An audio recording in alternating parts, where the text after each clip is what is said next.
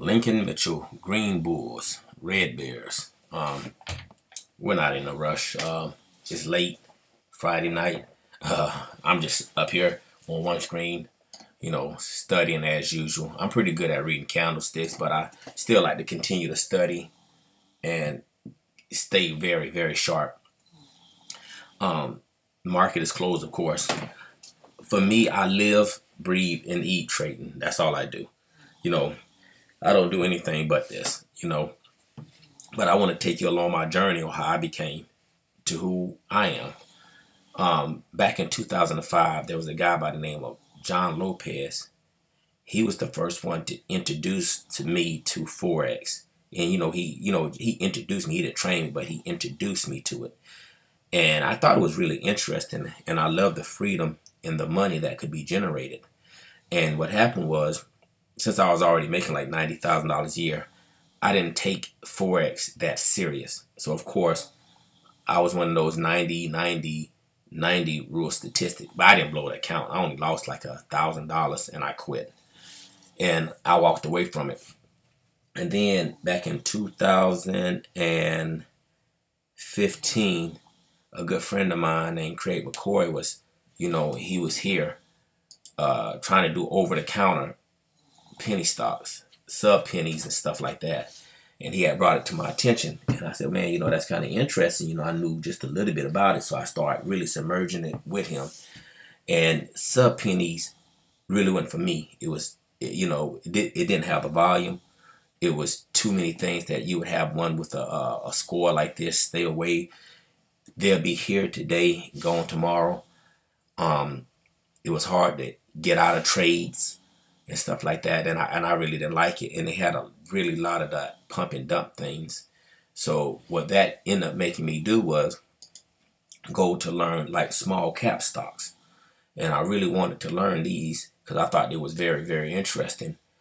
But I didn't have $50,000, $60,000, to go on here and get a stock that was, $5 and let it move 50 cents and make it.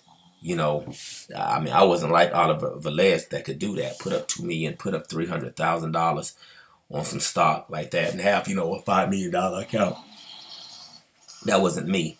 So what that led me to was my next thing was options. I learned that in options, I could buy the same stocks everybody else can buy at a portion.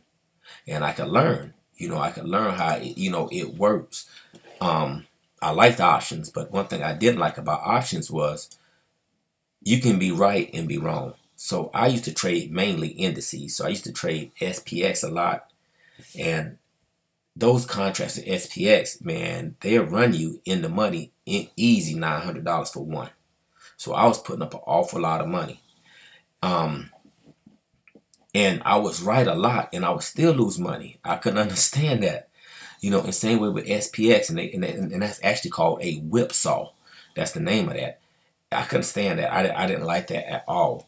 But in the process of me kept losing money, what I did was I kept studying charts. I was thinking it was me, and it was, but most of it was that whipsaw and things I didn't understand. But what it did do, it kept making me go back to the drawing board. I kept going to the drawing board. Every time I would have a loss, I would go back to the drawing board. Every time I would have a win, I would go back to the drawing board. When I was in the Navy, we did a debriefing on everything. Whether it was a good fire drill or a bad fire drill, we still did a debriefing. And I learned that, and I incorporated it in trading. Then, of course, I went on to understanding the fundamentals. I don't trade fundamentals, but I do respect them. I'm a technical trader. That's it. I don't do anything else. I'm strictly, but it made me understand the news and how things played a part. And now I just kind of stay away from it when the news, and I still use my technical analysis to dictate how that news is. Then I realized social media was a big part of it. I went onto social media if I ever got stuck on a question I couldn't answer, but I did a lot of research on my own. So I'm a good 100% self-taught. And I would go on here and I would read comments on stuff like that on Twitter. I would read stuff like that on Facebook, and I also StockTwit. I would go on StockTwit and I would read these comments about everything that was going on, and that would actually was like my best trainer. And then of course, I start thinking, comparing Forex to options. And one thing I liked about Forex was you didn't have to worry about time decay. You didn't have to worry about a lot of those type of things. And you can play with a little bit more money. But Forex is very, very, very volatile. I mean, that thing really, really moves. So versus options, it would move, but it would only really move like that during big news events. So I had to get back in tune to be able to adjust to the volatility that Forex had that options didn't. And another thing about American stocks versus options is American have a VIX. So that's the fear factor for when the stock drops. In Forex, that really doesn't exist. The stock can go up or it can go down. It doesn't really matter with Forex. And, of course, it started making me tune to the news once again to understand the fundamentals on Forex. Also, I had to start getting in tune with the sessions, the times. That's when it's going to operate. In the process of finding all of this, I also found binary. Man, I love binary. But it's hard to find a good broker that's legit. Like right now, this is moving and the market's closed. Come on, the market's closed. It's 11 o'clock Friday. The market is closed. But it's hard to find a good broker. And I had went with this company, Win, for a while. And upon all my reviews, I kept hearing a lot of bad things about them. And so I decided to, take out the little money I did make and run. And then, of course, I returned back to Forex. I returned back to Forex a lot better, a lot stronger. Because once I start doing this, I start looking at how well I actually came. And this, oh man, this was not a short path. Hear me, man. This was not an easy journey. This journey was long. It was hard. And here's the funny thing, but the best way to succeed at Forex is to have a job that you actually hate. Trust me, it helps.